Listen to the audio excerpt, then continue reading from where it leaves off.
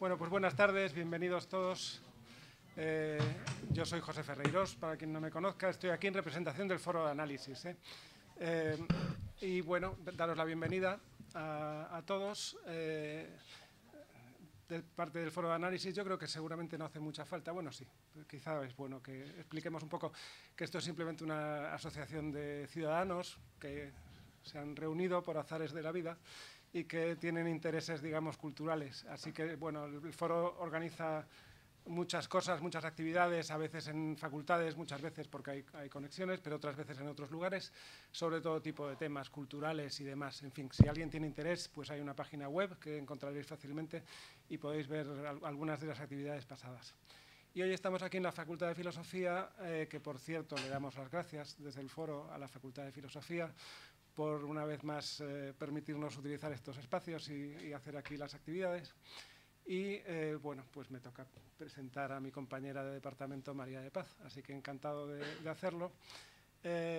Bueno, María lleva ya unos cuantos años aquí en Sevilla, pero bueno, ya comenzó su andadura pues, en Madrid y en la Complutense, y luego hizo una tesis doctoral en cotutela, que se llama, entre Lisboa y Madrid. Después de esto ha habido varias peripecias, pero en fin, sin entrar en muchos detalles, pues acabó viniendo aquí con un postdoc, un contrato postdoctoral, que la ha convertido finalmente en profesora de la facultad. Bueno, habría muchas cosas que decir sobre lo que ha escrito y lo que ha trabajado María de Paz. Digamos que su tema principal de investigación son cuestiones de historia y filosofía de las ciencias, y muy especialmente cuestiones que tienen que ver con la mecánica clásica. De hecho, dirige un proyecto de investigación sobre ese tema. Y que también quiero mencionar pues, un par de cosas más.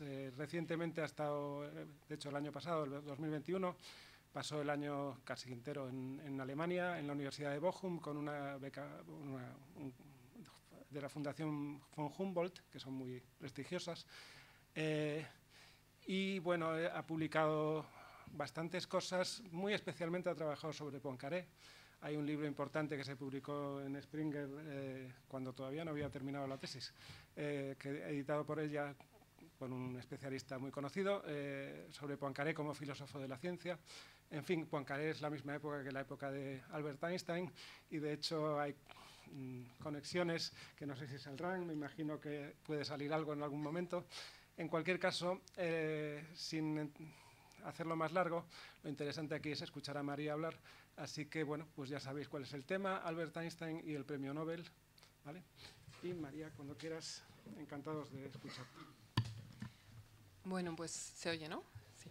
Vale, pues muchas gracias, José. Bueno, gracias a la facultad por darnos este espacio para hacer esta conferencia del Foro de Análisis. Gracias a todos los miembros del Foro de Análisis y en especial al presidente del Foro de Análisis, a mi amigo Antonio Puig, y sobre todo por su amistad, porque supongo que si no fuéramos tan amigos no hubiera insistido tanto, ¿no?, en que yo estuviera aquí hoy, bueno, para contaros algunas cosas. Y sobre todo, bueno, pues gracias al público, ¿no?, que estáis hoy aquí para escucharme.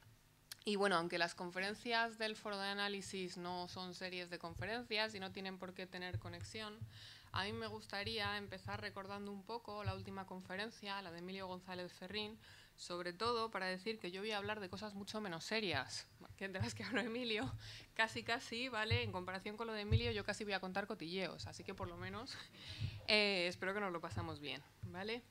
Y bueno, antes de entrar en tema, me gustaría hacer algunas consideraciones sobre la historia que tienen que ver también con algo que se dijo, que no dijo Emilio, pero algo que sí se dijo en su conferencia. Alguien dijo: la historia no es lo que pasó, es lo que contamos. Y en mi conferencia de hoy yo quiero contravenir un poco esta tesis, ¿no?, para ver si, bueno, pues tenemos un poco de polémica. Porque aunque, o sea, cuando hablamos de la historia de la que habló Emilio, que hace más de 1000 años, y sobre todo si no tenemos documentos, a veces es difícil saber lo que pasó, ¿no?, aunque yo creo que Emilio quiere saber lo que pasó, pese a todo. Yo creo que cuando hablamos de historia reciente, ¿vale?, yo voy a hablar de una historia de hace 100 años, esto es reciente, y cuando es una historia de la que tenemos mucha documentación, pues sí que podemos hablar de lo que pasó más que de lo que contamos, ¿no? Es verdad que la noción de historia en español tiene, digamos, esa versatilidad, ¿no? Cuando uno busca sinónimos, ¿no? Pues utilizando el aparato de sinónimos de Word, que es una cosa muy cómoda, ¿no? Pues te aparecen tanto cuento, leyenda, chisme, ¿no? Como descripción, relación, testimonio, etcétera, etcétera, ¿no? La idea es que, bueno, aunque la palabra sea equívoca, ¿no? Cuando tenemos documentación histórica se puede distinguir una descripción de los hechos de una fábula, ¿no? Y una exposición de una ficción. De tal manera que, como dice un colega mío, hay veces que los hechos históricos son más seguros que los hechos físicos, sobre todo cuando nos referimos a la historia reciente. Pero bueno, entrando ya en tema, ¿no? Todos sabemos quién es Einstein. Es una figura mundialmente famosa, ¿no? Tan sumamente famosa que hasta en la República del Chad, que seguro que muchos no sabemos dónde está, tiene sellos con la cara de Einstein, ¿no? Es una figura de la que se pueden comprar camisetas con su cara en internet, ¿no? Existe merchandising, todo el que queramos, camisetas, tazas, lo que nos apetezca, ¿no? En 1919, la revista Time declaró a Einstein persona del siglo. Y en el año 23 visitó España, siendo recibido por el rey Alfonso XIII y una serie de personajes ilustres que le colocan, digamos, utilizando la expresión de Machado, podríamos decir, entre una España que duerme y una España que bosteza. Lo digo por la foto porque están todos con los ojos cerrados. En fin, un personaje muy famoso, ¿no? Sumamente mediático. Quizás si tuviéramos que destacar científicos de la historia, pues supongo que ocupa uno de los lugares más altos, quizá junto a Newton y junto a Darwin, ¿no? Que es, bueno, si salimos a la calle a decir, dígame usted un científico, pues seguro que cualquiera de estos tres nombres salen. Pero, bueno, pues la pregunta que, digamos, yo vengo a responder hoy, ¿no? Es si sabemos por qué ganó el premio, ¿no? Y si esto fuera un debate televisivo y preguntase al público por qué ganó el premio, ¿no? ¿Cuántos levantaríais la mano en la pregunta A? ¿Por revolucionar la física? Nadie. En la B, por la teoría de la relatividad. Veo asentimientos, veo manos levantadas. En la C, por darnos un nuevo modelo de universo. Podría ser también, ¿no? También veo asentimientos porque era muy famoso. Esto pasa en los Nobel, ¿eh? También por ahí hay manos levantadas, ¿ves? Y de hecho, ¿no? Lo que os pongo ahí es un recorte de periódico del 7 de noviembre de 1919 en el que dice revolución en la ciencia, una nueva teoría del universo, las ideas de Newton superadas o derrocadas.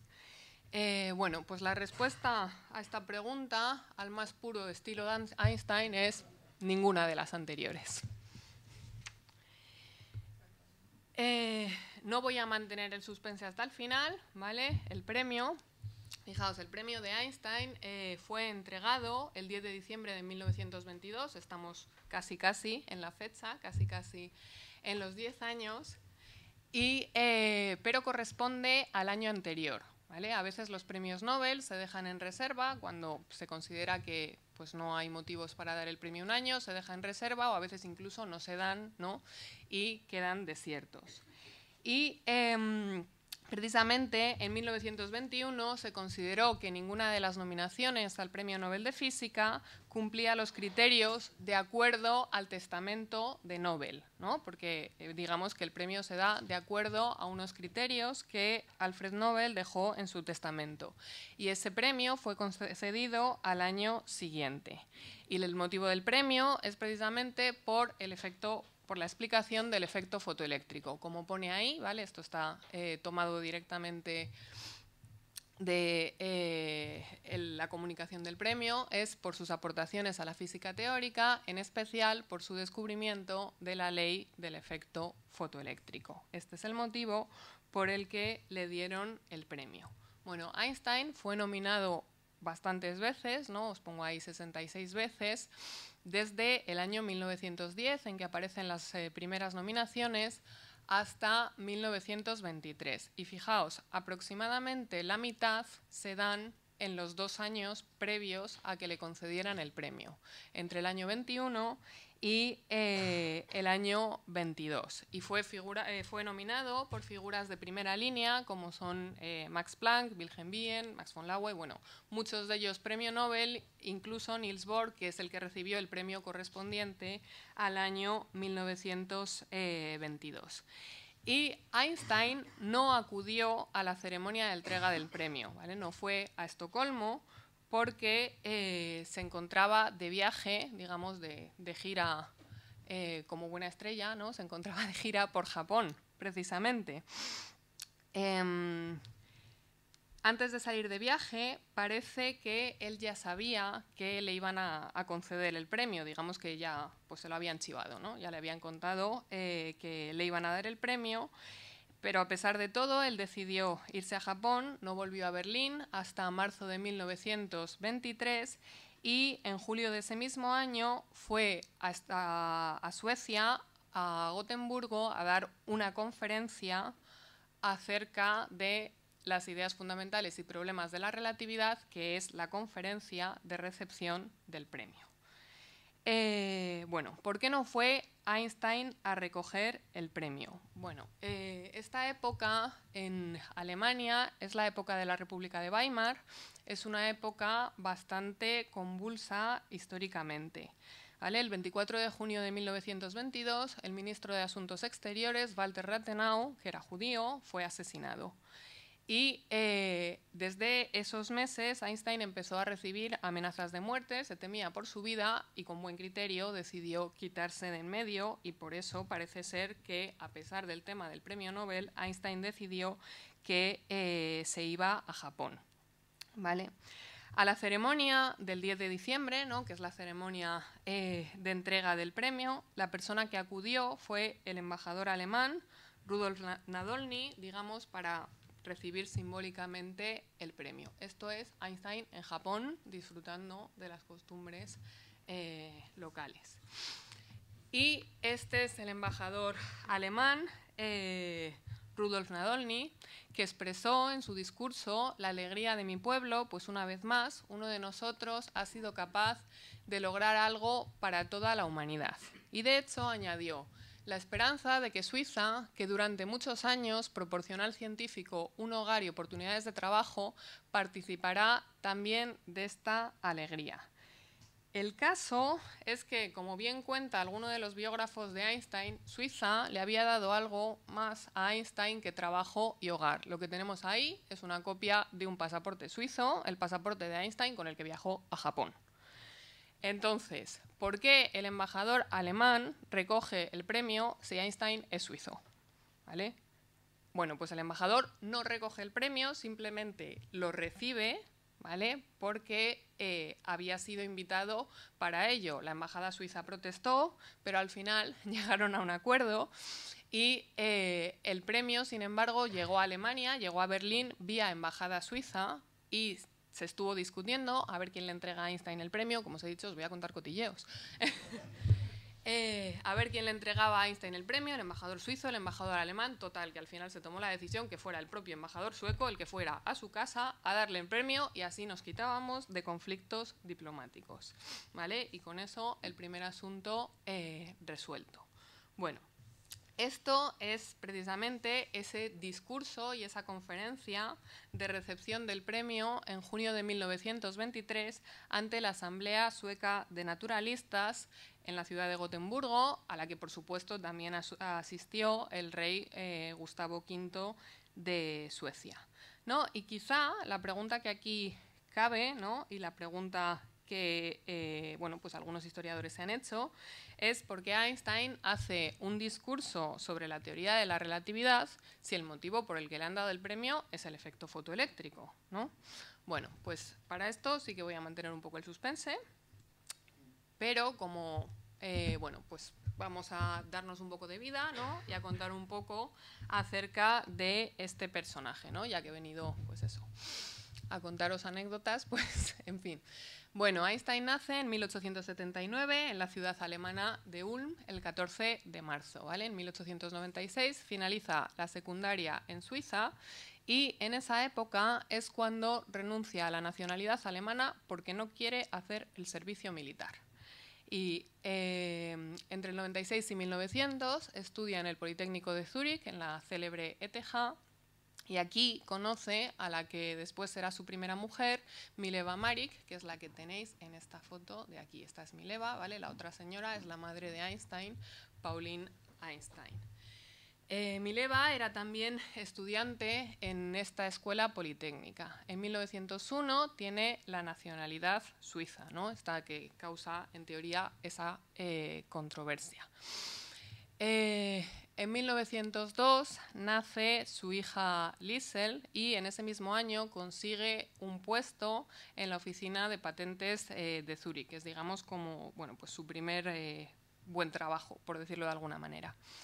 Al año siguiente se casa con Mileva, pese a la oposición de su madre. Parece ser que la madre de Einstein decía algo así como: esa mujer es un libro como tú y tú lo que necesitas es una mujer, no un libro. Y a partir de 1903 perdemos los registros de qué pasa con su hija, ¿vale? No sabemos si la niña murió de tifus, de escarlatina, fue dada en adopción porque era problemático en esta época haber tenido una hija fuera del matrimonio. El caso es que nunca más se supo, ¿vale? Al año siguiente, ya dentro del matrimonio, nace su hijo Hans Albert y en 1905 tenemos ese año en el que Einstein publica los 5 artículos que cambiarían la historia de la física y que es lo que se ha dado en llamar el Annus Mirabilis de Einstein. Bueno, aquí tenemos, ¿no?, Einstein y Mileva, una foto del más o menos feliz matrimonio. Y aquí está Mileva con los niños, ¿vale? Con Hans Albert, que es el hijo mayor, y con Eduard, que será el hijo pequeño. Entre 1906 y el 10 es profesor en Berna, después nace su hijo, que, bueno, su hijo está, Eduard siempre estuvo enfermo y parece ser que fue diagnosticado con esquizofrenia y fue ingresado en un sanatorio en Suiza donde pasó la mayor parte de su vida. Después es profesor en Praga, en Zúrich, y a partir de 1914 es profesor en la Academia Prusiana de Ciencias. Y en parte aquí es un poco donde viene el tema de por qué el embajador alemán, porque cuando uno es miembro de la Academia Prusiana de Ciencias es funcionario del Estado y eso exige ser alemán. O exigía en esa época ser alemán. Por eso, en teoría, Einstein era alemán, pero también era suizo, pese a que no tenía pasaporte alemán. Bueno, a los pocos meses de haberse mudado a Berlín, Mileva regresa con sus hijos a Zúrich. Ahora os contaré alguna de las razones, ¿vale? Pero, bueno, una bastante clave es que entre el 12 y el 14 Einstein había iniciado una relación con Elsa Leventhal, que es la que será su segunda mujer. En el 16 publica ya la teoría de la relatividad general, entre el 15 y el 16. En el 19 se divorcia de Mileva, se casa con Elsa, ¿no? En el 22, lo que hemos venido a hablar aquí. Después, en el 32, será profesor del Instituto de Estudios Avanzados de Princeton. En el 33 vuelve a Europa, pero ya no vuelve a Alemania, ¿vale? La razón para emigrar a Alemania, pues esto no es ningún secreto, ¿no? Einstein es judío y pues no eran muy bien recibidos en Alemania los judíos en esa época. En el 36 fallece Elsa, después en el 39 la carta Roosevelt, la bomba atómica, después se hace ciudadano americano, pero no renuncia a la nacionalidad suiza, ¿vale? La mantuvo toda su vida. Y en el año 55 fallece en Princeton tras la ruptura de un aneurisma, ¿vale? Entre medias tenemos muchísimas más cosas. La vida de Einstein está plagada de anécdotas, historias, ¿no? Pues su implicación en el sionismo, el que le ofrecieran la presidencia de Israel en el año 52, ¿no? Pues todo el tema de la guerra, la bomba atómica, su pacifismo después, en fin, un montón de cosas. Y quería contaros una curiosidad del carácter del genio, ¿vale? ¿Por qué regresó Mileva a Zúrich? Bueno, esto es una carta que Einstein le escribe a Mileva con las condiciones para quedarse con él en Berlín. No tiene desperdicio la dichosa carta, ¿vale? O sea, casi prefiero no leerla, ¿vale? Y que cada uno se forme su opinión. Esta carta, ¿vale?, fue encontrada en la caja de seguridad de un banco de California, así no por casualidad, la encontraron, digamos, los descendientes. Y en los años 80 la familia decide hacer una subasta pública y algunas cartas, unas más jugosas que otras, acaban saliendo a la luz, ¿vale? Yo también me hubiera ido a Zúrich o a otro sitio, ¿vale?, a pesar de que fuera Einstein. El caso es que sabemos que Einstein es una persona que tenía un carácter especial, ¿no?, por declaraciones de este tipo, ¿no? Nunca he pertenecido de todo corazón a una nación, ni a un estado, ni a un círculo de amigos, ni siquiera a mi propia familia. Aunque parece que con una de las hijas de su segunda mujer se llevaba bastante bien, a juzgar por la foto.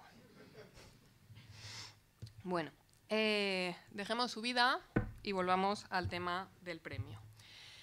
En la comunicación del premio, el secretario real de la Academia Sueca de Ciencias, Christopher Aurelius, escribe a Einstein: le he informado ya, mediante un telegrama, que en su encuentro de ayer la Real Academia de Ciencias ha decidido concederle el Premio Nobel de Física del año pasado, el correspondiente al 21, en consideración por su trabajo en física teórica y en particular por su descubrimiento de la ley del efecto fotoeléctrico, pero sin tomar en cuenta el valor que será concedido a sus teorías de la relatividad y la gravitación una vez sean comprobadas.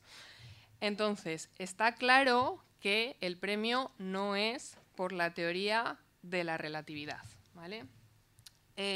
Veamos por qué Einstein fue nominado, ¿no? No os voy a poner las 66 nominaciones porque sería un rollazo, pero veamos por qué Einstein fue nominado. Bueno, pues entre 1910 y 1913 Oswald le nomina por la teoría de la relatividad, por la especial porque la general todavía no está, ¿no? Y dice: la teoría de la relatividad libera al hombre de ataduras de hace miles de años. Y compara, ¿no?, en alguna de las nominaciones el trabajo de Einstein con el de Copérnico, con el de Darwin, ¿no? Está claro que es un trabajo revolucionario.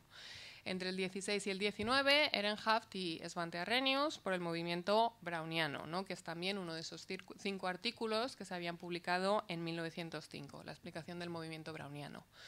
Weiss en 1917 hace una nominación así por su esfuerzo hacia la conquista de lo desconocido y ahí señala varios trabajos de Einstein, prácticamente todo lo que hizo en 1905, ¿no? El movimiento browniano, la relatividad, el efecto fotoeléctrico y el trabajo sobre calores específicos. Entre el 20 y el 21, ¿vale?, hay abrumadoras nominaciones por la teoría de la relatividad, ¿vale? Coincide o no coincide. En el año 1919 es cuando se llevó a cabo la famosa expedición de Einstein que, digamos, vendría en parte a comprobar una de las predicciones de la teoría general de la relatividad, ¿no? Y Lorentz, Eddington, Bohr, Planck le nominan por esto. Y hay Carlos Ehn, un físico del Comité Nobel y de la Academia Sueca de Ciencias, le nomina en el año 21 por la ley del efecto fotoeléctrico. Entonces, si realmente miramos las 66 nominaciones, solo en 2 o 3 ocasiones Einstein había sido nominado por la ley del efecto fotoeléctrico, mientras que en realidad la mayoría de las nominaciones fueron por la teoría de la relatividad. Es verdad que algunas de las nominaciones no nombraban a Einstein en solitario, algunas le nombraban en conjunto con Lorentz, ¿vale?, precisamente por el papel que había tenido Lorentz en el desarrollo de algunas de las ecuaciones fundamentales de la teoría. Entonces, la mayoría de las nominaciones por la teoría.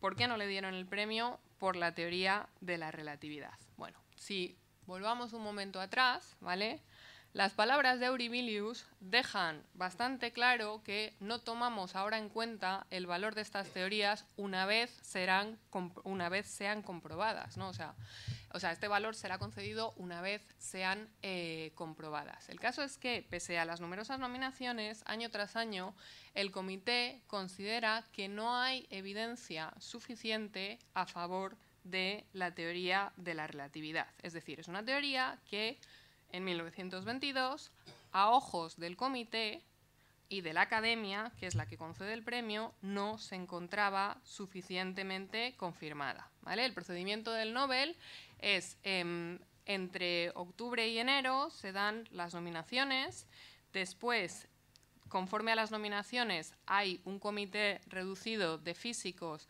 que hace el informe. Este informe se entrega a la sección de física de la Academia, la sección de física emite su dictado y pasa su dictado a la Academia entera, que es la que decide realmente a quién le dan el premio y por qué, ¿vale? Y todos estos órganos, por supuesto, no tienen por qué estar de acuerdo. Bueno. En el discurso de presentación del premio, el presidente de la Academia, Svante Arrhenius, dijo: probablemente no hay ningún físico vivo hoy cuyo nombre sea tan conocido como el de Albert Einstein. La mayor parte de la discusión se centra en su teoría de la relatividad. Esta concierne a la epistemología y ha sido, por tanto, el tema de un intenso debate en círculos filosóficos.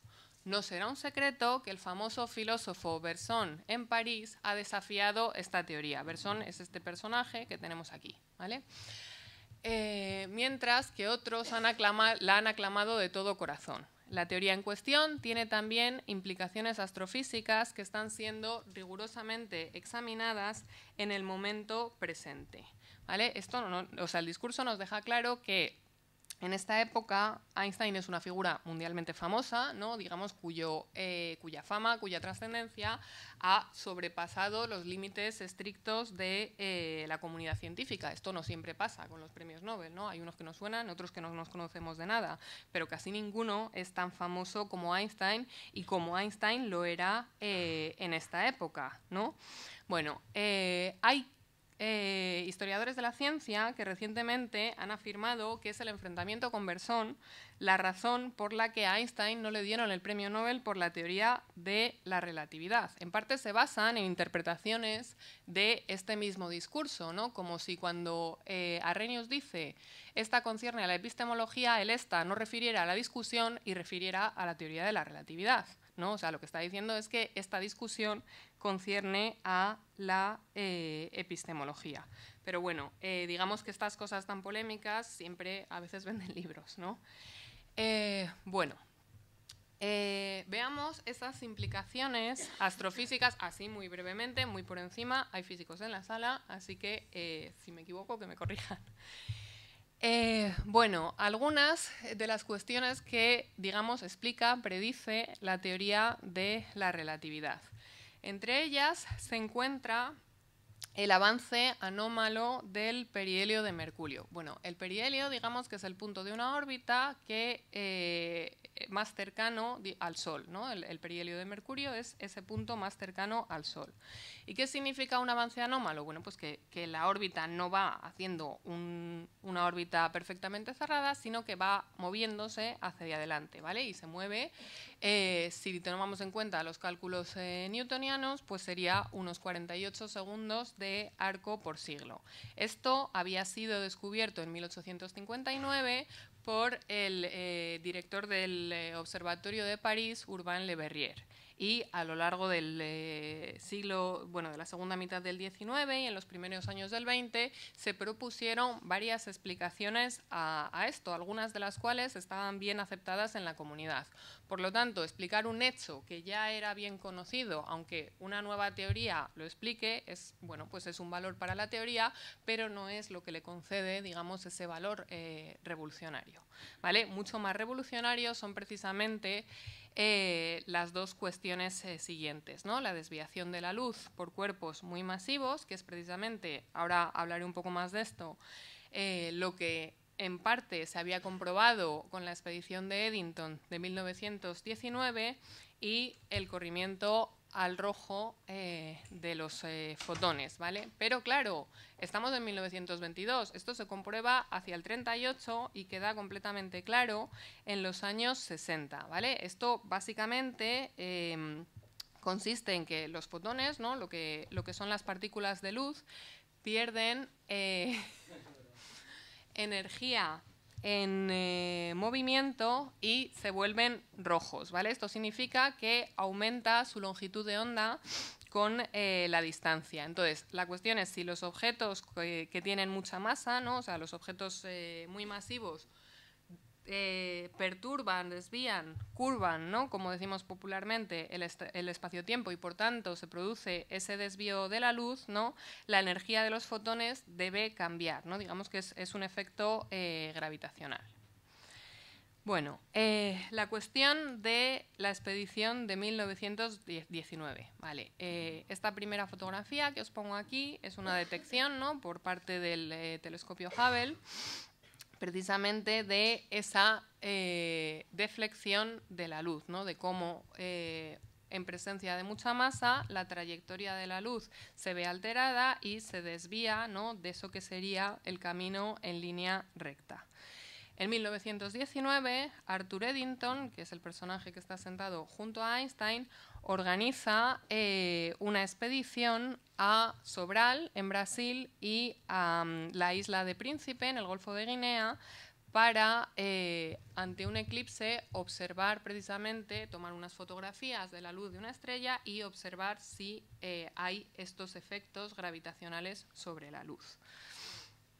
Y precisamente son los resultados de esta expedición lo que le da la fama a Einstein a partir de 1919 y lo que hace que su cara salte a las portadas de los periódicos, ¿no? Y aparezca en grandes titulares, ¿no? Transformándose en lo que algunos han llamado pues, una superestrella, ¿no? Es cuando llega el reconocimiento internacional, ¿no? Os he puesto aquí algunos extractos de las discusiones del experimento en Cambridge, ¿no? Que es donde trabajaba Einstein, ¿no? El propio Eddington dice: las últimas expediciones sobre los eclipses pueden por primera vez demostrar el peso de la luz o pueden confirmar la rara teoría de Einstein sobre el espacio no euclidiano, ¿no? Entonces, la idea es que la deformación que se produce en el espacio perturba la trayectoria de la luz.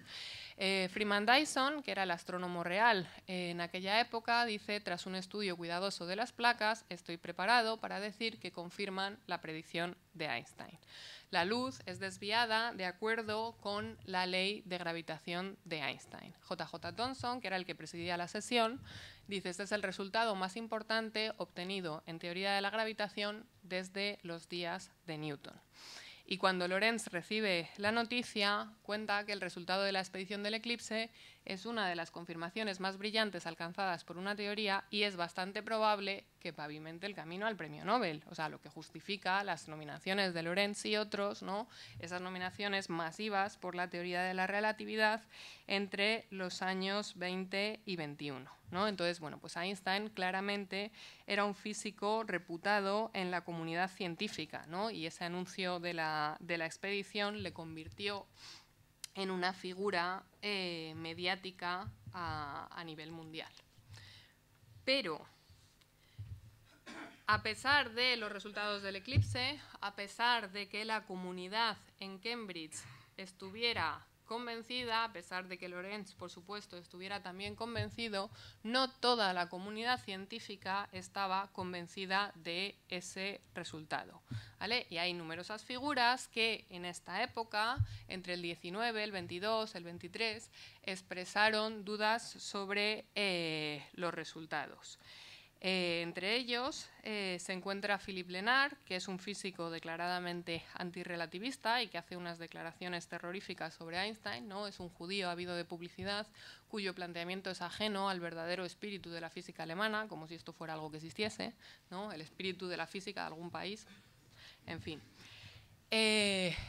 El propio Svante Arrhenius, ¿no? El presidente de la Academia de Ciencias, había expresado no tanto dudas acerca de la teoría como sí dudas acerca de los resultados del eclipse. ¿Y esto por qué? Bueno, pues porque, como digo, se organizaron dos expediciones, una a Sobral en Brasil y otra a la isla de Príncipe en el Golfo de Guinea, ¿no? Porque era, digamos, la franja en la que el eclipse era visible. Bueno, pues en la isla de Príncipe el día salió nublado, ¿vale? Si hay nubes, no puedo hacer fotografías de estrellas, ¿no? Y entonces las placas fotográficas pues, no mostraron ningún resultado concluyente. y las mediciones en Sobral hay quien consideró en la comunidad científica que se encontraban dentro del margen de error experimental, ¿vale? Que había razones para creer que efectivamente esto podía pasar. O sea, es decir, digamos que la teoría, fijaos, es una teoría propuesta muy recientemente, ¿no? La publicación de la teoría es entre el 15 y el 16. En el 19 se hace este experimento que da a Einstein fama mundial, ¿no? Pero que, bueno, pues hay razones para dudar, ¿no? Y la academia, de hecho, la academia sueca, no estaba completamente convencida de los resultados del eclipse. Entonces, cuando el comité se reúne para elaborar los informes, se le encarga a uno de los informes del comité, a uno de los miembros, perdón, del comité se le encarga un informe sobre la teoría, ¿vale? La persona a la que se le encarga es Alvar Gullstrand, que en 1921, o sea, no en el 22, que es cuando se le entrega a Einstein el premio, cuando se toma la decisión de darle a Einstein el premio, sino el año anterior, se le encarga a Gullstrand el informe acerca de la teoría. Bueno, ¿y quién es Gullstrand? Porque seguramente a nadie le suena, ¿no? Es uno de esos premios Nobel al que a nadie le suenan de nada. Bueno, a nadie le suena de nada a menos que sea óptico, ¿vale? Porque es una de las figuras más célebres, de hecho, pues todavía en óptica se utilizan resultados de Gullstrand, que había sido nominado tanto al Premio Nobel de Fisiología y Medicina en 1911 como al Premio Nobel de Física ese mismo año por los mismos resultados en óptica, es decir, tanto valía como físico, ¿no? Como, digamos, como fisiólogo y médico. Gullstrand rechazó el Premio Nobel de Física y aceptó el de Fisiología y Medicina. Y, como dice Abraham Pais, se convirtió así en la primera persona en recibir y rechazar un premio Nobel. La primera y creo que hasta el momento la única. El caso es que él dice, los efectos de la teoría de la relatividad detectables por medios experimentales son tan pequeños que en general caen dentro de los límites de error experimental. O sea, de nuevo, ¿vale? Los resultados, sobre todo los de las placas fotográficas de Sobral, porque los de Príncipe no son concluyentes, caen dentro del error experimental. Y luego, además, cuestiona el resultado del perihelio de mercurio. Esto es probablemente, según dicen los expertos, porque no entendía la matemática, no es fácil, la matemática de la relatividad general, pero el caso es que parece ser que entendió que los resultados no eran concluyentes. Al año siguiente, cuando Einstein vuelve a ser masivamente nominado por el tema de la relatividad y cuando hay quien ha criticado el informe Gullstrand, Gullstrand repite de nuevo el informe, responde a sus críticos, se mantiene en sus 13 y el comité decide que la teoría de la relatividad no está suficientemente probada, pero vamos a encargar un informe por otro motivo. Y el informe sobre el efecto fotoeléctrico a la persona que ha nominado a Einstein por el efecto fotoeléctrico, que es Carlos Ehn, lo hace él mismo, parece que hizo un informe excepcional y Einstein recibe el premio Nobel, ¿vale? Esta es la solución. ¿Por qué no esperar? Si los resultados de la teoría no eran concluyentes, ¿por qué no esperar hasta que los resultados de la teoría sean concluyentes, ¿no? Y concederle a Einstein el premio Nobel por la teoría de la relatividad? Entonces aquí la pregunta, ¿no?, tiene que ver precisamente con el carácter mediático de la figura de Einstein, ¿no? Por eso ha habido quien ha levantado la mano porque a Einstein le dieron el premio Nobel porque era muy famoso, ¿no? La cuestión es, ¿con esta portada se podía la Academia de Ciencias permitir el lujo de esperar, ¿no? Y además, entre algunas de las nominaciones, ¿no?, la de Marcel Brillouin, se encuentran frases de este tipo. Imaginen por un momento cuál será la opinión pública dentro de 50 años si el nombre de Einstein no aparece en la lista de los galardonados con el Nobel, ¿no? O sea, está claro que a Einstein había que darle el premio Nobel. O sea, de hecho, incluso Einstein tenía claro que le iban a dar el Nobel. O sea, cuando firma el acuerdo de divorcio con su exmujer, parece que el dinero del premio formaba parte de ese acuerdo. O sea, él lo tenía transparente, ¿vale? El caso es que se encontró esa solución de compromiso, ¿no? Y bueno, pues era una buena solución porque la ley del efecto fotoeléctrico es realmente un motivo para el Nobel, ¿vale? Retomemos el discurso de presentación del premio Nobel hecho por Svante Arrhenius. La ley de Einstein del efecto fotoeléctrico ha sido probada de manera extremadamente rigurosa por el americano Millikan y sus alumnos y ha pasado las pruebas de manera brillante. Debido a estos estudios de Einstein, la teoría cuántica ha sido perfeccionada en alto grado y hay una extensa literatura creciendo en este campo, en la que se ha probado el extraordinario valor de esta teoría. La ley de Einstein es la base de la fotoquímica cuantitativa, de la misma forma que la ley de Faraday es la base de la electroquímica. Es decir, con respecto a la ley del efecto fotoeléctrico no había dudas, ni experimentales ni teóricas, ¿no? Estaba claro que era un motivo para dar el premio. De hecho, Robert Millikan recibió el premio Nobel al año siguiente, en 1923, por la comprobación experimental de esta ley. ¿Vale? Bueno, hablemos así muy someramente y un poquito del motivo del premio, ¿vale? El efecto fotoeléctrico es un efecto físico descubierto por Hertz hacia 1887. Y la idea es que cuando una fuente de luz incide sobre una placa metálica se desprenden electrones, ¿no? O sea, se produce una chispa más grande que si se deja a oscuras, ¿no? Entonces, bueno, pues consiste en la emisión de electrones por un material cuando incide sobre él una radiación electromagnética, ¿no? Como es la luz. Bueno, entonces,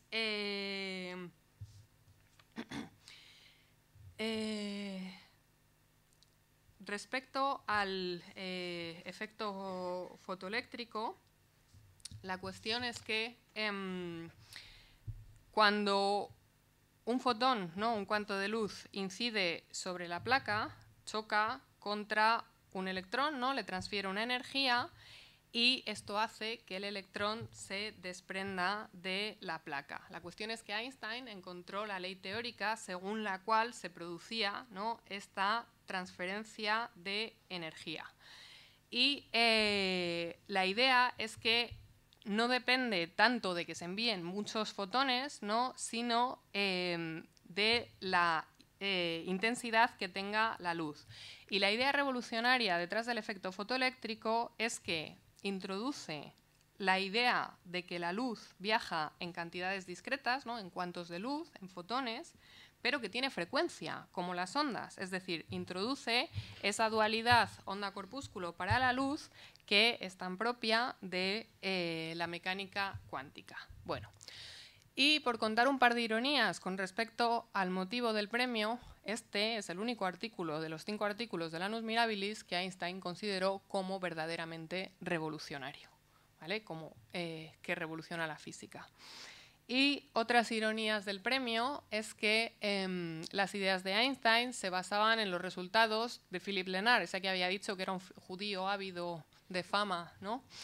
Que es el que había postulado que el efecto se producía porque el metal emitía electrones a cierta velocidad. Digamos que Einstein se había basado en algunos de los cálculos hechos por Lenard.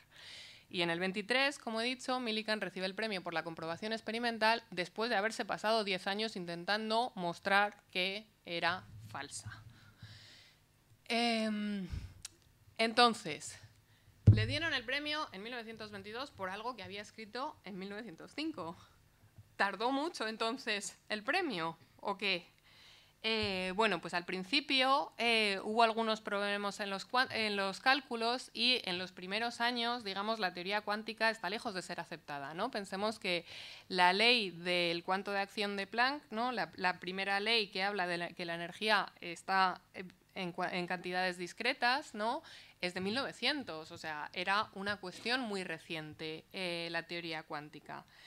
Y sin embargo, ¿no? Para el 18 estaba bastante claro que las ideas cuánticas estaban en la línea correcta. De hecho, es en esa época cuando Planck recibe el premio Nobel por lo que ha hecho en 1900. Entonces, si pensamos, pues son más o menos el mismo número de años que pasaron desde que Planck propone su ley hasta que recibe el premio, o desde que Einstein propone la ley del efecto fotoeléctrico hasta que recibe el premio. Es verdad que inicialmente en el testamento de Nobel se dice que tiene que ser al trabajo experimental del año anterior, pero ya se ha comprobado que en ciencia las cosas de Palacio van despacio, ¿no? Y que no siempre el experimento del año anterior es motivo para darte el premio el año siguiente, ¿no? Porque esto a veces ha llevado pues, a aberraciones en los premios Nobel, ¿no? Como una de las más sonadas es la del portugués Edgar Moniz, al que le dieron el premio Nobel de Fisiología porque la lobotomía curaba, ¿vale? Bueno, el caso es que en torno al 18, el 20, digamos que la teoría cuántica pues ya está en pleno desarrollo, ya no hay dudas acerca de esas cuestiones y bueno, pues hay motivos para dar el premio Nobel, ¿no? Entonces, exactamente igual que había pasado en el caso de Planck, que había recibido nominaciones desde 1907, ¿no? Y que incluso el comité le había votado para el premio en el 8, se consideró que la teoría de la relatividad no estaba suficientemente probada para recibir el premio en 1922, ¿no? Y quizás se lo podían haber dado después por este motivo.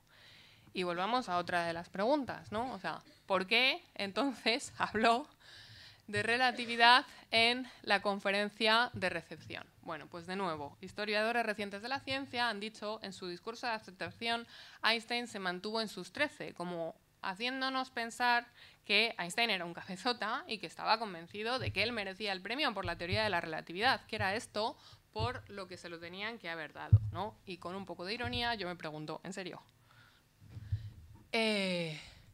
Pues la respuesta es mucho menos misteriosa y muchísimo más prosaica, ¿vale? El comité de la academia, el presidente del comité, Svante Arrhenius, le había dejado a Einstein, por supuesto, la elección del tema, puedes hablar de lo que quieras, pero es cierto que estaríamos profundamente agradecidos si la conferencia fuera sobre la teoría de la relatividad. Entonces, oye, pues me están pidiendo que hable sobre la teoría de la relatividad, pues sobre esto voy a hablar, ¿no? Y digamos que con esto quedan respondidas, ¿no?, las dos preguntas que yo había hecho como punto de partida, ¿no?, por qué le dieron el premio y por qué habló de relatividad en la conferencia de recepción. Y por terminar con las anécdotas, ¿vale?, os ofrezco un epílogo acerca de Einstein y las celebrities, ¿vale? Esto no sé si es verdad, pero son conversaciones que circulan por ahí. Y hay quien dice que en una conversación Marilyn le dijo a Einstein, deberíamos tener un hijo, ¿no? Imagine cómo sería con mi belleza y su inteligencia. A lo que Einstein respondió, imagine qué desastre si sale con mi belleza y su inteligencia. Bueno, en un aspecto, de una manera quizá menos machista, ¿no?, es la anécdota que tiene con la segunda celebrity que aparece en la foto, que no sé si le reconocéis, ¿no?, que es Chaplin, efectivamente. Y aquí parece ser que el que inicia la conversación es Einstein y le dice a Chaplin, lo que he admirado siempre de usted es que su arte es universal. Todo el mundo le comprende y le admira. Y Chaplin, ni corto ni perezoso, le dice, lo suyo es mucho más destacable. Todo el mundo le admira y prácticamente nadie le comprende. Muchas gracias.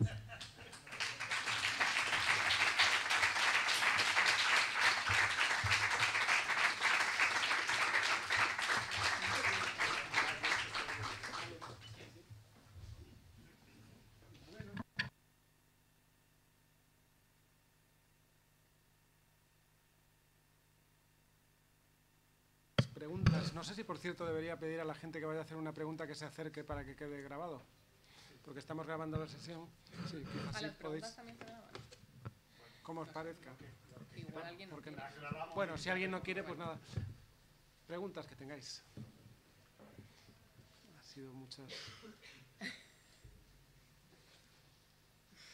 Si nadie tiene, yo tengo alguna, pero vamos. Rompe el hielo. Sí, pues por romper el hielo. A ver, estamos en una facultad de filosofía y le has quitado un poco de protagonismo a uno de los filósofos que ha aparecido por ahí, que es Bergson, ¿no?, que en su época además fue una celebrity también, era muy, muy famoso. Hoy en día no es tan famoso. La pregunta va más por otro lado. Esto de teoría de la relatividad, que es un nombre muy raro, ¿no?, y que parece ser que el propio Einstein lo eligió, Yo sospecho, sin saber mucho del tema, que a él le gustaba esto de la pose de que mi teoría física además es filosófica, ¿no? Hay un fondo filosófico muy profundo y a lo mejor esto de llamarle teoría de la relatividad también es para que la gente... Entonces te iba a preguntar por eso de si tiene el aspecto epistemológico de la teoría, ¿no? Es verdad, como decía Renius, que hay una cuestión epistemológica detrás de la teoría y que a lo mejor eso es también parte de estas dudas y de estas cuestiones y hasta qué punto la promovió el propio Einstein. Bueno, a ver, es verdad, ¿no?, que hay una cuestión epistemológica en esta teoría que tiene que ver con nuestra comprensión del tiempo, ¿no? Y que, bueno, pues de hecho se han hecho muchas interpretaciones a este respecto y básicamente el problema de Bergson es que bueno, él considera que hay una comprensión física del tiempo en la teoría, ¿no?, pero que no hay una comprensión filosófica del tiempo. Y aquí, pues yo creo que casi como en el debate entre Leibniz y Newton sobre el tema del espacio, podríamos discutir, ¿no?, o los filósofos podrían discutir, o sin llegar a un acuerdo, ¿no?, acerca de esa comprensión, ¿no? Lo que Bergson dice es que la teoría no dice nada acerca del tiempo vivido, ¿no?, y que, bueno, pues nuestro tiempo vital es completamente diferente. Einstein, yo creo que, como en el tema de la nacionalidad, ¿no?, si generaba polémicas, pues la cosa estaba bien. O sea, yo no sé si era tan habido de fama, pero parece que el tema del candelero le gustaba, ¿no? Digamos un poco, es más o menos lo que yo te diría. Y luego, bueno, pues sí, ha habido filósofos incluso que han abogado por la comprensión epistemológica del tiempo de Einstein, ¿no? Como diciendo, es que es la comprensión del tiempo, ¿no?, pues entre los que están los del Círculo de Viena, Reichenbach, han dicho que esta es la comprensión del tiempo que tenemos que tener, ¿no?, que es la comprensión física y que no hay otro, ¿no? Pero bueno, yo creo que aquí el debate sería largo y tendido, ¿no? Estamos en una facultad de filosofía y los debates son largos y tendidos. Se puede preguntar por cosas más anecdóticas también, ¿eh? Sí.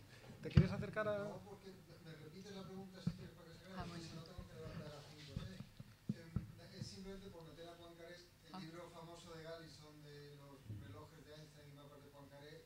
Tu conferencia la verdad es que me ha gustado mucho, está muy bonita y has metido vida y obra un poquito, pero te ha faltado, creo, la parte de la vida, lo que habla Galison de las patentes, ¿no? Entonces, a lo mejor puede ser interesante que hables un poco más, porque claro, Einstein era un genio, ¿vale? Pero los historiadores de la ciencia pues muchas veces les gusta, se regodean en decir sí, pero la historia de la ciencia no es solo cosa de genios aislados, sino que hay un contexto no solo científico sino tecnológico, ¿no? Entonces ese argumento de Galison puede ser interesante. Bueno, o sea, el argumento de Galison, que efectivamente es muy interesante y el libro es fascinante de leer porque está súper bien escrito. Se llama, para el que interese, ¿no?, Relojes de Einstein, mapas de Poincaré, y la idea es que, bueno, pues Einstein en la oficina de patentes trabajaba acerca de la sincronización de relojes, ¿no? Y era un tema en la época sincronizar la hora, pues entre otras cosas para saber a qué hora llega el tren, ¿no? Estas cosas tan prácticas. Y en la época en la que trabajó en la oficina de patentes, muchas de las patentes que examinaba eran precisamente con respecto a la sincronización de relojes. Y ahí lo que se da cuenta Einstein es los relojes se sincronizan unos con respecto a otros, ¿no? O sea, no se sincronizan con respecto a un tiempo absoluto, ¿no? Entonces, esto hace, ¿no?, digamos, una concepción del tiempo relativo, ¿no? Esta es más o menos la tesis de Einstein, la tesis de Galison acerca del tema de la relatividad, que es una tesis interesante porque efectivamente hay todo ese contexto, ¿no? La cuestión del tiempo, ¿no?, la cuestión de la relatividad del tiempo, pues es verdad que, digamos, en parte venía siendo discutida por Poincaré, cuando menos desde 1898, ¿no?, año en el que escribe un artículo acerca precisamente del tiempo, en el que diferencia, digamos, un tiempo psicológico, que se parecería más a ese tiempo vivido del que habla Bergson, que es como nuestra percepción psicológica del tiempo, y un tiempo físico, que es ese tiempo que miden los relojes, ¿no? Y bueno, pues digamos que ese tiempo que miden los relojes, si no es con respecto a un sistema de referencia absoluto, pues quizá hacen, ¿no?, que la medida del tiempo sea una cuestión relativa. No sé si esto te responde. ¿Sí? Bien. Vale.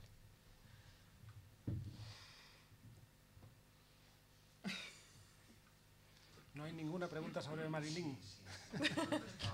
Yo cuando estaba preparando la conferencia, resulta que lo que te encuentras en la red es que son muy específicos porque son muy categóricos. No le dieron el premio Nobel por la teoría de la relatividad porque no eran capaces de entender su matemática y sus cálculos, porque no lo entendían. Entonces, a mí me resulta muy chocante, o sea, que son gente, o sea, la gente que formaba la academia éramos leídos. Efectivamente, sí, sí, alguno incluso premio Nobel, ¿no? Sí, no, yo no, o sea, es verdad, ya te digo que por la red se pueden leer muchas cosas, vamos, y no solo por la red, incluso en libros se leen muchas cosas.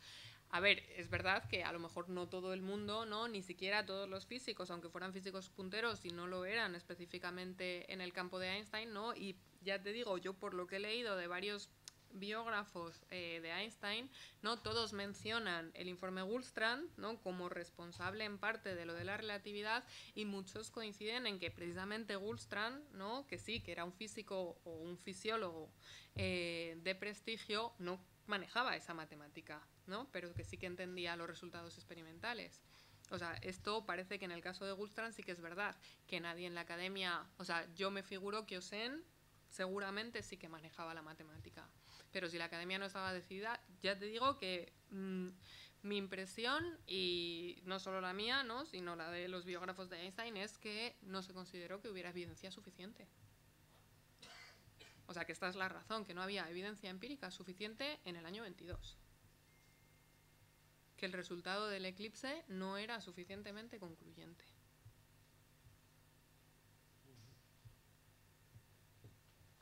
Sí, creo que... Me ha encantado, en realidad me ha encantado la parte de biografía y cotilleo, pero me ha evocado mucho la cosa científica en la que yo estoy completamente pez, entonces me llama mucho la atención.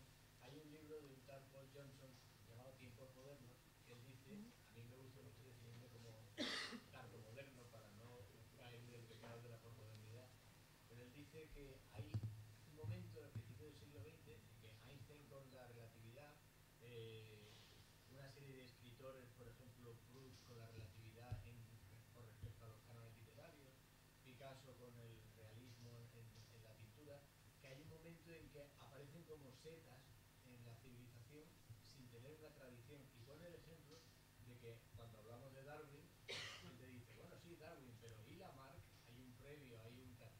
Hay un previo a este. Se llama Poincaré. Se llama Poincaré. Ese es Poincaré. De hecho, vamos, o sea, yo sé, y hay un profesor de literatura en Oviedo que ha escrito precisamente sobre Proust y Poincaré, y parece ser que está bastante claro que el que le influye a Proust en las consideraciones sobre el tiempo es precisamente Poincaré.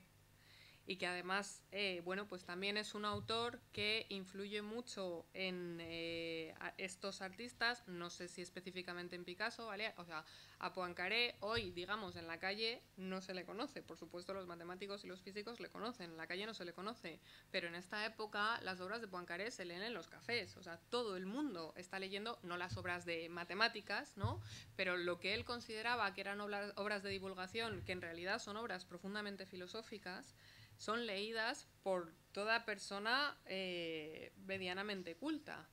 Y, ¿cómo se llama este? Duchamp, por ejemplo, habla específicamente de la visión de la geometría de Poincaré para él hacer sus cuadros, ¿no? Entonces, sí que hay un previo y probablemente, o sea, no solo a Poincaré, sino todo el impacto que tuvo el desarrollo de la geometría no euclidia acaba teniendo un impacto profundísimo en el mundo del arte, ¿no? Hay quien dice que precisamente el cubismo es un intento de poner las 4 dimensiones, ¿no? Yo de arte sé poco, me gusta mucho apreciarlo, ¿no?, pero no, teóricamente no conozco mucho, ¿no?, pero hay toda esta idea, entonces sí que hay un previo. Antonio creo que tenía levantado la mano antes. Sí, ya que ha sido, enhorabuena por la conferencia, ha sido interesante. Además, ya que has tenido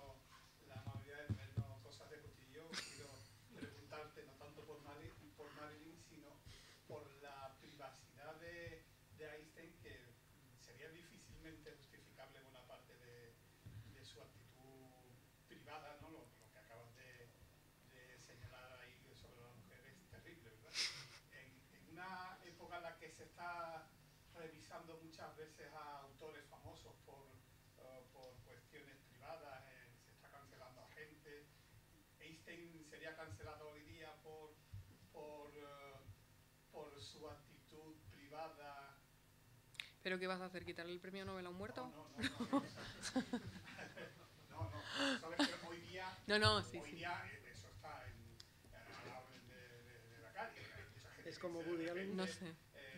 Bajemos del pedestal a fulanito de tal porque era esclavista. Bueno, joder, es que la Grecia clásica a lo mejor era complicado no ser esclavista, ¿no? Bueno, a ver, no sé, a lo mejor el problema es poner siempre a la gente en pedestales. O sea, quiero decir, ¿por qué un físico genial tiene que ser un modelo moral?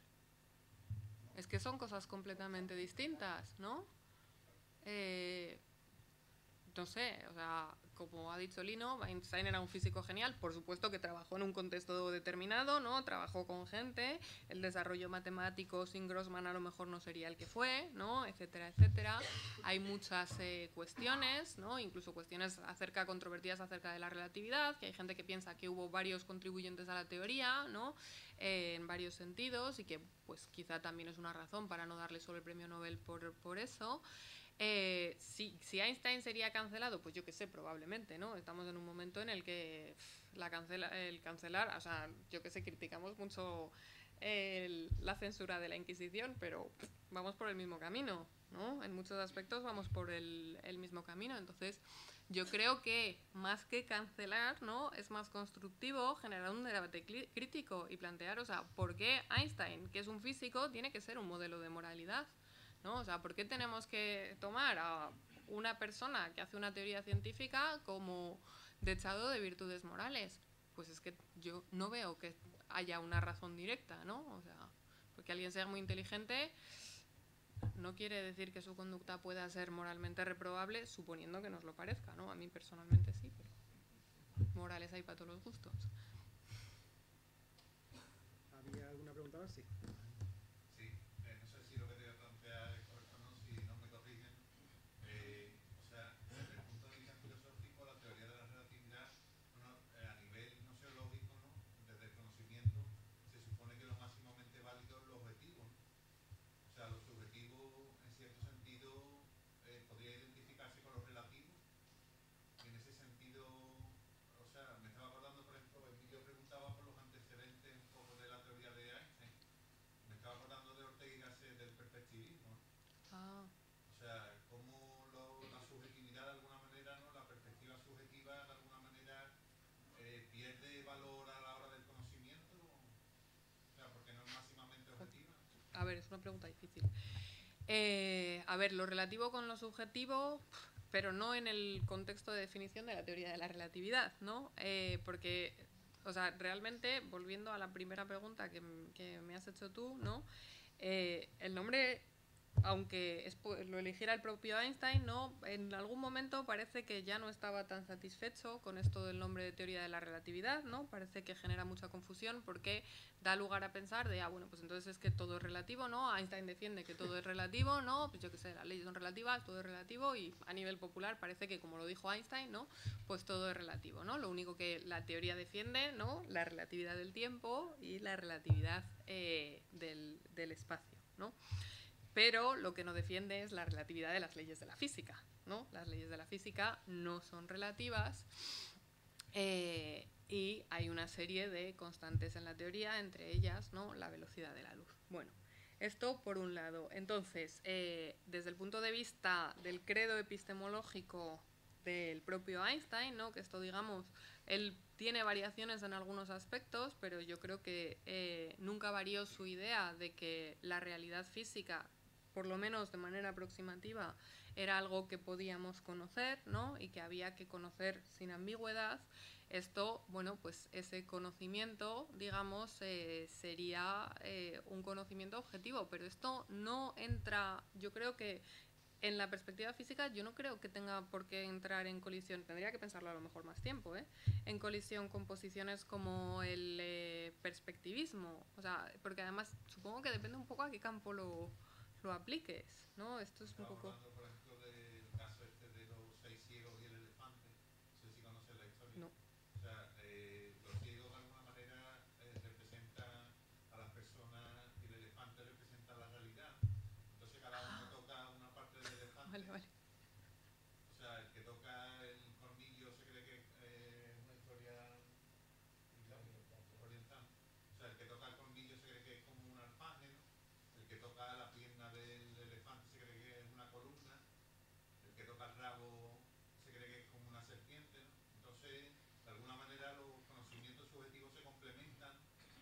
suma de todas las subjetividades de alguna forma daría un conocimiento más... Pero no sé por qué un alfanje y una serpiente van a dar un elefante. O sea, es que eso no está claro, que la suma de los conocimientos subjetivos te den por lo menos en el caso que me pones, no está nada claro que la suma de los conocimientos subjetivos te den el conocimiento objetivo de que hay un elefante, si estamos de acuerdo que hay un elefante, aunque los ciegos no sean capaces de llegar a ello, ¿no? Claro, en ese sentido el conocimiento subjetivo sería parcial. Pero es que no sé muy bien qué es el conocimiento subjetivo. Para mí este es el problema. ¿Qué es eso del conocimiento subjetivo? ¿A qué le estamos llamando conocimiento subjetivo? A la perspectiva que tú tienes de la realidad. Pero, bueno, es que la perspectiva que tú tienes de la realidad es una perspectiva de la realidad, que puede que estés acertado en unos aspectos y puede que en otros no, ¿no? Si admitimos que hay una realidad, si admitimos que hay un elefante, pues entonces no hay culebra. Independientemente de la teoría de Einstein. Y si los demás se pueden poner en la misma perspectiva, entonces ya no es subjetiva, ¿no? También es eso, ¿no? O sea, digamos que quizá... No, quizá la cuestión, o sea, podría implicar objetividad, pero quizá la cuestión, no es tanto intentar pensar en esa dicotomía objetividad y subjetividad, ¿no? Sino intentar pensar precisamente en algo compartido, ¿no? En la intersubjetividad. Entonces, bueno, pues cuando varios ciegos llegasen a tocar más de una parte, probablemente todos llegarían a la conclusión de que es un elefante, aunque no sean capaces de verlo, ¿no? O sea, si solo le das a tocar un trozo, vaya. Pero si pueden tocar más, todos van a llegar a eso, ¿no? Entonces, quizá una de las cuestiones que hace al conocimiento objetivo es precisamente, una de las cuestiones, es precisamente esa intersubjetividad, esa posibilidad de que el conocimiento sea compartido, ¿vale? Esta sería. Hay un autor que se llama Manuel Ángel Bajenbele, de aquí de la Universidad de Sevilla, que distingue entre relativismo y relatividad. O sea, relativismo como claro. Conocimiento intersubjetivo. Sí, de hecho. Sí, oye. Bueno, muchas gracias por la charla. Usted volver a lo que ha planteado Antonio. A mí, yo te lo plantearía como una pregunta. ¿Qué Vale. interés tiene para el historiador de la ciencia las cartas personales en el científico? ¿Qué interés tienen? Sí, porque a mí, verás, me explico un poco la pregunta, porque a mí me da un poco de pudor cuando veo cosas como las que tú has puesto ahí, ¿no? Son escritos personales. Incluso nosotros podemos hoy en día tenemos acceso a los archivos de sus cartas y leer algunas cartas que son cosas privadas. Sí. Entonces yo me digo, bueno, ¿qué derecho tengo yo a intrometerme en la vida de esta persona? Y sobre todo, como inmediatamente después tendemos a crearnos un juicio moral sobre esa persona. Normalmente, por una o dos cartas que leamos de esas personas, que son las cartas que por casualidad hayan caído en nuestras manos o que hayamos leído. Entonces son personas que han tenido vidas largas, complejas, con momentos muy difíciles. Entonces, vuelvo ahora, no sé, la pregunta es Sí, sí, se ¿qué entiende. aporta eso si lo que estamos es estudiando la historia de la ciencia? Ajá. ¿Qué nos aporta esa vida personal a la comprensión de la historia? A ver, si la cuestión es exclusivamente historia de la ciencia, yo te diría que el carácter personal no tiene mucho interés a menos que haya toda una tradición en la que figuras reputadas por sus logros intelectuales sean consideradas como dechados morales. Y esto existe, ¿no? Esto existe y ahí, en esos aspectos, no te lo digo en el caso de Einstein, ¿no? Que no sé si alguien le ha puesto alguna vez como ejemplo de moralidad, la verdad es que lo desconozco, ¿no? Pero sí que ha habido una tendencia, incluso a veces creada por los propios científicos, ¿no? O sea, te diría que incluso mi adorado Poincaré, a veces en posiciones muy ingenuas, te dice que la ciencia es moral porque te pone en contacto con algo más grande que tú mismo, ¿no? Y entonces en ese aspecto genera sentimientos morales. Pues depende, ¿no? Entonces,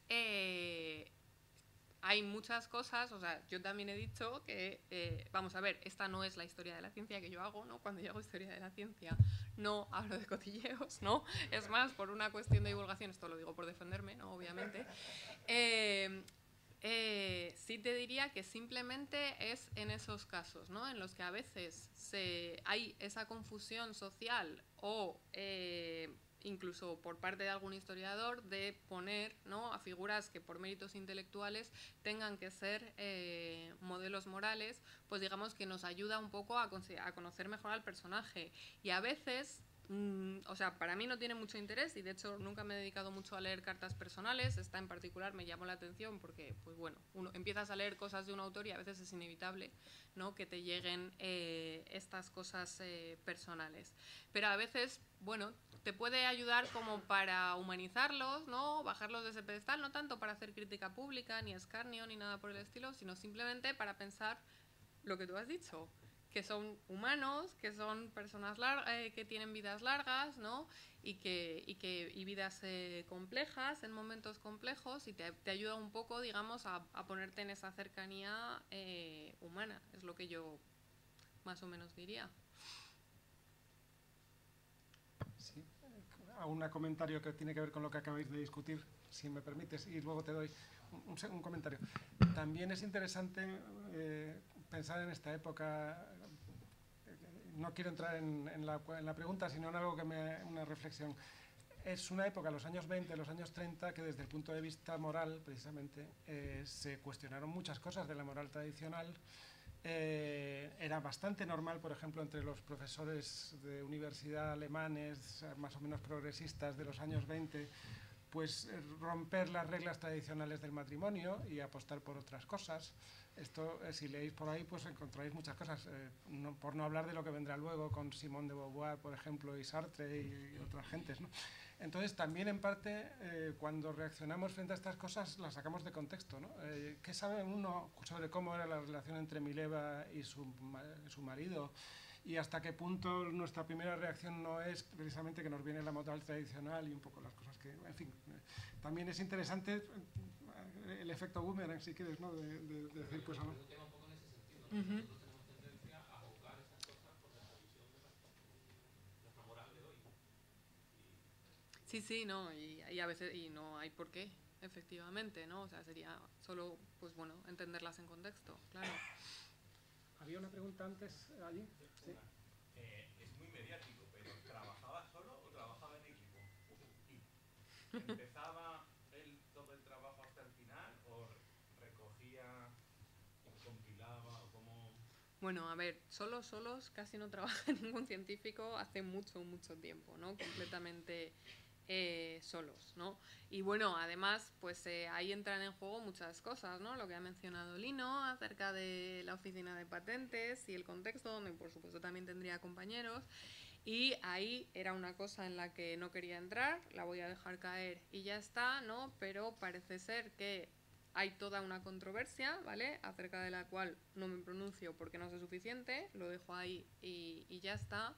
Con respecto a la teoría de la relatividad restringida, ¿vale?, al artículo publicado en 1905, y hay cartas personales entre Einstein y Mileva discutiendo el trabajo, y estamos hablando de una persona, ¿no?, que era descrita como un libro, ¿no? O sea, una persona que estudió en la ETH, etcétera, etcétera. Y hay, bueno, controversia acerca de la contribución, por ejemplo, dentro del matrimonio, ¿no?, de ese trabajo a la relatividad restringida. Después, en la general, se sabe que, bueno, pues matemáticamente trabajó también con Grossman, etcétera, etcétera, ¿no? Entonces, bueno, trabajó con varias personas, claro. Y obviamente, pues fue dando conferencias a lo largo de esos años, ¿no?, entre el 13 y el 16, pero, bueno, yo no sé si desde luego las ideas, hay algunas de las ideas de Einstein, ¿no?, pues como el famoso experimento del ascensor, que le lleva a la cuestión de la relatividad general, ¿no?, la equivalencia entre campos acelerados y gravitatorios, pues parece que son ideas que él tuvo, ¿no?, en ese aspecto. Luego ya llevarlas al desarrollo de la teoría física es otra cosa, pero... Entonces, bueno, digamos que es esa combinación, ¿no?, entre privado y comunidad. Yo quería comentar simplemente en relación a lo que ha dicho sobre el sentido que puede tener el analizar los documentos privados de una persona. Yo creo que cualquier historiador de las ideas y de la teoría de las ciencias le interesa la trayectoria de las ideas, ¿no?, y de cómo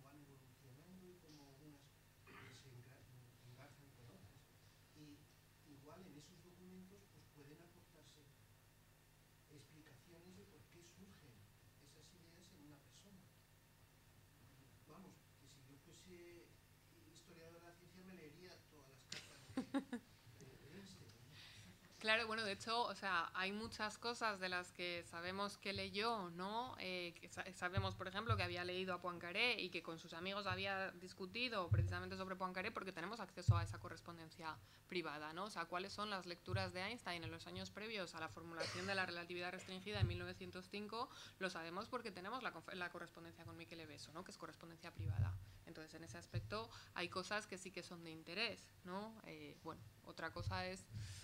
Bueno, pues otras cuestiones, ¿no? Ya te digo, para juzgarles. Yo iba a decir más o menos lo que ha dicho él, que yo no sé nada de ciencia, pero los filólogos se pasan muchísimo tiempo leyendo todas las cartas que se envían con colegas, con editores, todas las veces que van cambiando, porque no por interés, por prudería de saber qué pasa con la mujer, sino para ver cómo va desarrollando la obra, y me imagino que eso pase también con una teoría física o con algo así. Sí, sí, tal cual. A nivel puramente histórico. Sí, sí, y es eso. Hay veces, o sea, ya te digo, yo no he tenido nunca mucho interés personal. De hecho, pues no me ha interesado indagar en la controversia acerca de cuál fue o no fue la contribución de Mileva a la teoría, ¿no? Y además creo que es bastante difícil saber exactamente en lo que contribuyó. Pero bueno, hay precisamente por interesarte por conocer la historia, pues hay veces que llegas a conocer documentos que, bueno, pues... Entra todo, exacto. Es un poco eso. Sí, sí. Aparte de que te voy a decir difícil no es porque le prometió el dinero del Nobel. Ahí hay una pregunta. En primer lugar, enhorabuena por la exposición, ha sido muy interesante y clara. Te quiero preguntar simplemente una cosa. A lo largo de la presentación has hablado de temas de científicos, políticos, incluso has tocado algunos temas morales, ¿no? Personales, has mencionado algo de arte. ¿Por qué no de religión? Es decir, en estos temas, muchas veces cuando leo la vida de grandes autores, ¿no? de grandes investigadores y tal, Newton, Einstein, Galileo, siempre, bueno, al menos la perspectiva, ¿no? Con lo que yo me he encontrado, se menciona mucho todos esos campos, pero cuando se habla de que ellos creen, al menos que yo sepa, corrígeme si me equivoco, que ellos creen en Dios, como que se censura y no se menciona, y no se habla de esas consecuencias que pueden tener en su ciencia, ¿no? en su visión de la ciencia. Al fin y al cabo, Newton, creo yo, de nuevo corrígeme, puede tener una visión ordenada del universo porque también cree en Dios, ¿no? Sí, de hecho te preguntaría que qué es lo que has leído de Newton que no mencione su creencia en Dios, porque, vamos, todos los biógrafos de prestigio mencionan esto en Newton, ¿no? O sea, en Newton es transparente porque lo dice él. O sea, si uno lee el Escolio General de los Principia, que además coincide, que lo hemos discutido esta mañana en clase de Historia de la Ciencia, aparece clarísimamente, ¿no?, la posición de Newton con respecto a Dios. O sea, esto no se oculta, no lo oculta nadie, ni lo oculta ningún biógrafo, ni filósofo, ni historiador, ni nada, que yo sepa, ¿no? No, claro, no quería decir que lo ocultase, sino que, es decir, además que ya en eso quería ser claro, con los libros que yo me encontré, evidentemente no creo que haya un complot detrás de esto, sino, pero sí es verdad que, por ejemplo, en esta presentación he echado en falta el carácter religioso. En muchas otras también se dice Newton, Einstein tenían razón en todo lo que ha dicho de ciencia, de tal, pero en Dios se equivocaba. Newton se equivocaba en Dios. Yo no sé, o sea, primero yo no soy quien para decir si Newton se equivoca con respecto a Dios, porque no soy teóloga y de Dios no hablo. No, vamos a ver, Einstein no es, o sea, aquí igual podrías incluir religión, ¿vale? Einstein no es una persona religiosa. Otra cosa, en el sentido de tener una religión, ¿no? Bueno, pues de practicante, por decirlo de alguna manera, ¿vale? Es verdad que él tiene declaraciones acerca de Dios, pues que no han surgido no por nada, sino porque no he montado así la conferencia. O sea, te soy súper honesta, ¿vale? O sea, simplemente porque no he montado así la conferencia, ¿no? Tiene algunas frases que son muy célebres, ¿no? Cuando dice yo soy seguidor del Dios de Spinoza, que, bueno, es muy interesante y da lugar a muchas ideas que él tiene acerca del universo o acerca de la ciencia, o cuando muestra, por ejemplo, si hubiera hablado más de mecánica cuántica, no podría haber dejado de mencionar la famosa frase de Einstein de Dios no juega a los dados con el universo y por tanto no puede ser que la teoría cuántica sea una teoría completa en su estado actual, ¿no? Entonces, bueno, pues sí que están ahí. Decir que esto se omite muchas veces, o sea, ahí sí te diría, ¿vale? Revisa la bibliografía, porque esto está en todas las biografías de Einstein, simplemente tenía 45 minutos, he elegido una serie de cosas que contar, pero en todas las biografías de Einstein eso aparece, ¿vale? Incluso algunas breves. Y sobre prácticamente, has mencionado a Einstein, has mencionado a Newton, no sé a quién más has mencionado. A Galileo también aparecen las consideraciones acerca de Galileo. Entonces es... Es que a lo mejor me explico mal. Yo al menos, esto es plenamente subjetivo, no me voy a meter en definir subjetivo. Con la gente, por ejemplo, tengo la sensación cuando hablo con compañeros que estudian en la carrera de química, de física y tal, que estos temas de los grandes científicos, ¿no? En los temas religiosos, como que hay mucho, ya digo, la experiencia que yo que he tenido personal, como que hay mucho prejuicio en ese sentido a día de hoy. Al igual que antes había hablado de que se le exige moral cada vez más a los investigadores, ¿no? Hace poco, si no recuerdo mal, derribaron, bueno, ya no era un investigador, sino un filósofo, la estatua de Hume, ¿no? La derribaron también. No, le cambiaron el nombre a una torre, la estatua no está derribada. ¿No la derribaron? Que yo sepa, vamos. Pero le quitaron el nombre. Le quitaron el nombre a una torre en Edimburgo, a la Torre Hume, que es una torre de la Universidad de Edimburgo, ¿no? Precisamente fruto de esta cultura de la cancelación, no por cuestiones de Dios, ¿no? Sino porque, bueno, pues aparentemente había defendido en algún pasaje la esclavitud, ¿no? Claro, y era más que nada por eso, porque sí, evidentemente tú sabes más de temas de filosofía de la ciencia que yo, por eso te quería preguntar también eso, de si esa experiencia que yo he tenido sobre los prejuicios religiosos de los grandes científicos es real o no, según... Yo te diría, o sea, que en principio, o sea, yo no he hecho ninguna biografía de nadie, ¿vale? Pero yo no creo que, no sé, es que... te quiero decir, emitir una opinión general acerca de lo que la comunidad científica piensa sobre Dios, es que no me atrevo para nada a hacerlo, ¿sabes? Porque es que no tengo ninguna base para emitir esa opinión, ¿no? Después, si te digo, cuando una biografía está completa, las ideas religiosas suelen aparecer, ¿vale? Suelen aparecer en prácticamente todas. Y ya te digo, yo he leído varias de Einstein, como 3 o 4, y otras las he ojeado, y está ahí. Está en todas, ¿no? Y bueno, sobre Newton es que omitirlo sería... ¿Vale? Sí, no sé si... Pecado. Pero es eso. Entonces, lo que ahora hablen los estudiantes de física o de química sobre Dios, es que la verdad es que no tengo ni idea, Álvaro. Es que... o sea, a lo mejor es que yo... Entonces pero vamos, ya te digo, o sea... Te digo exactamente igual que no piensas que hay un complot para ocultar eso, ¿vale? Tampoco creo que lo haya en general en la comunidad científica. No lo creo. Sin más, es lo que yo te diría. ¿Alguna otra cuestión por ahí? Sí.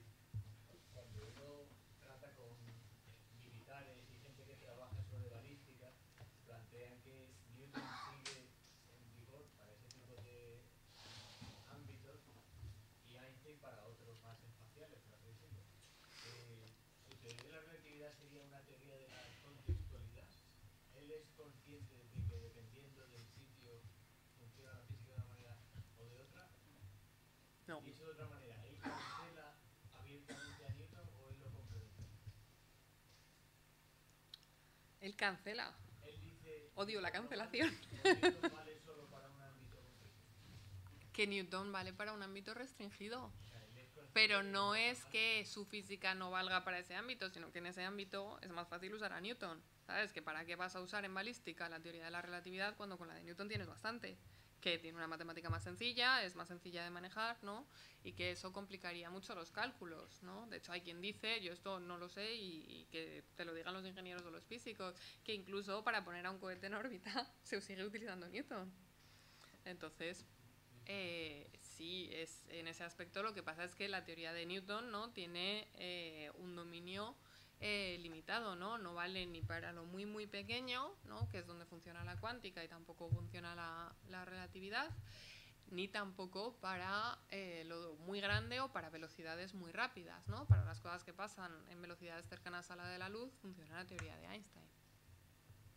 Una anécdota sobre esto: para usar el Google Maps sí que se utiliza la relatividad. O sea, para localizarte. Claro, con para precisión. los sistemas de geolocalización utilizan relatividad. Abundando, te voy a poner un compromiso, abundando lo que acaba de decir Emilio. Te hago un pasapalabra, ¿eh? O sea, Newton vale para los casos particulares, cuando no hay grandes velocidades, pero el perihelio de Mercurio no era un ámbito de los que se podrían haber caído previamente. Perdón, reconfiguro la pregunta. Si Newton no explica el perihelio de Mercurio, ¿la teoría de Newton está mal?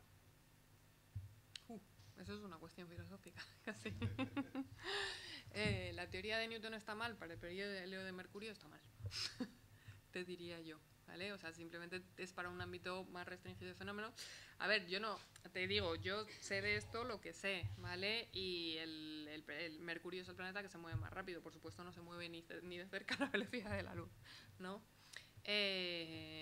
Pero, bueno, o sea, como he dicho antes, en la época se propusieron otras explicaciones y hubo gente que le costó pensar que la de Einstein. De hecho, el propio Lorentz al principio no está convencido de que por explicar el perihelio de Mercurio sea una mayor valía de la teoría, porque piensan que las otras hipótesis que hay al respecto explican, dan bien cuenta del perihelio. Entonces, bueno, pues, o sea, el tema del perihelio es fascinante, pero no da para la teoría. Y sí, yo te diría que pues, para el cálculo del perihelio está mal, los cálculos de Newton están mal, claro. Para un físico decir que Newton se equivoca es como... Pero no es que se equivoque, bueno, no sé si se equivoca, es que no sé cómo decirte, ¿no? Sino que no da para eso. Entonces, es un poco... ¿sí? No, claro. Claro, la relatividad tiene un ámbito de aplicación más grande y la teoría de Newton es el límite de la relatividad cuando las velocidades son pequeñas o el campo gravitatorio es poco intenso. Pero Claro. es curioso que como es el planeta que está más cerca del Sol, Tiene un campo muy intenso. la gravedad es mayor y ahí es donde empiezan a notarse las diferencias. Acabas de explicar por qué Newton se confunde con su teoría.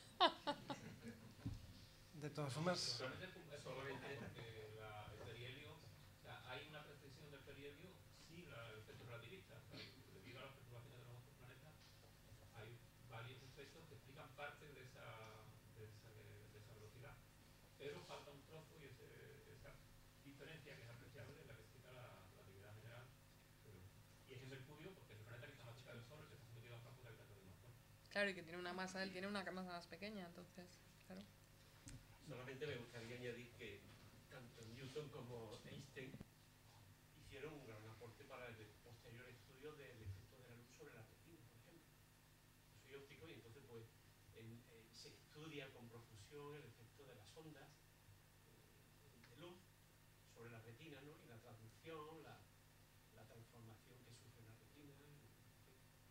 Un efecto parecido, no igual, pero parecido a la fotolente. si me permitís a mí, que no soy óptico, pero soy filósofo de la ciencia, nos gusta a nosotros, a los físicos, haceros pensar que lo normal es equivocarse. Casi siempre estamos equivocados, de una manera o de otra, en lo que decimos. Sí, es sorprendente que muchas veces consigamos acertar.